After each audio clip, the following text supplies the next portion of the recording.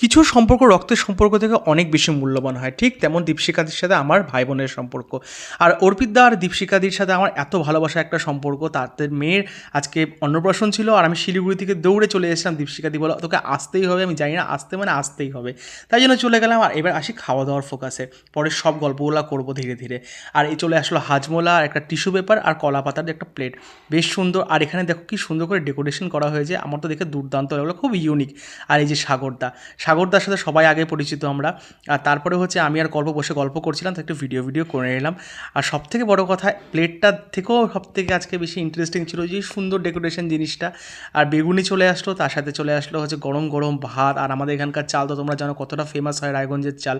তার সাথে ছিল ভেজ মানে নবরত্ন ডাল, এত টেস্টি, তার সাথে নবরত্ন তরকারি, এটা লাগলে আর কী লাগে বস, দুর্দান্ত। আর ভেজ ডাল দিয়ে এরকম নবরত্ন তরকারি দিয়ে একটা ভাজা দিয়ে মেখে খাওয়ার একটা মজাই আলাদা, মানে দারুণ, মানে দারুণ। তারপরে চলে আসলো ভেটকি মাছের পাতুরি, যেটা আমি খুব একটা বেশি ভালোবাসি না, কিন্তু খেলাম, যাই হোক, নষ্ট আমি করি না। তারপরে চলে আসলো ফ্রাইড রাইস, আর ফ্রাইড রাইসের সাথে কী আসবে তোমরা তো গেস করতেই পারছো, মাটন কষা, আমাদের রায়গঞ্জের ফেমাস মাটন কষা। আর রায়গঞ্জের মাটন যারা খায় তারা সত্যিই বলে মানে অতুলনীয় যাকে বলা হয়। মানে আমাদের শিলিগুড়ি থেকে যদি কেউ ওখানে খেতে পেতে যায়, তো সবাই বলে হ্যাঁ ভাই, তো রায়গঞ্জের মাটন কিন্তু খুব টেস্টি। আর সাগরদা একদম সেই করে খাচ্ছে, যদিও বা সাগরদার খাওয়া দাওয়া আগের থেকে অনেক কমে গেছে, গল্পও খাচ্ছে কিন্তু ও মাটন খাচ্ছে না। আর এখানে আমি একদম দাবাকে খাচ্ছি, আমার পাপার ভাষায় এটাকে আমরা বলি দাবাকে খাওয়া, পাপা সবসময় বলে দাবাকে খাও, এই জন্য বলি দাবাকে খাওয়া।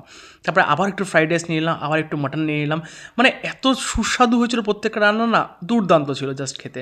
তারপরে চাটনি চলে আসলো, তার সাথে চলে আসলো গুড়ের রসগোল্লা, আর শীতকালে গুড়ের রসগোল্লা, তার সাথে হচ্ছে সন্দেশ, আর তার সাথে হচ্ছে এখানে সুন্দর একটা রসমালাই। তার এখানে সবার সাথে আমাদের একটা ছবি আছে। আর কি বলবো, অনুষ্ঠানটা এইভাবেই শেষ হয়ে গেলো। তোমাদের কেমন লাগলো অবশ্যই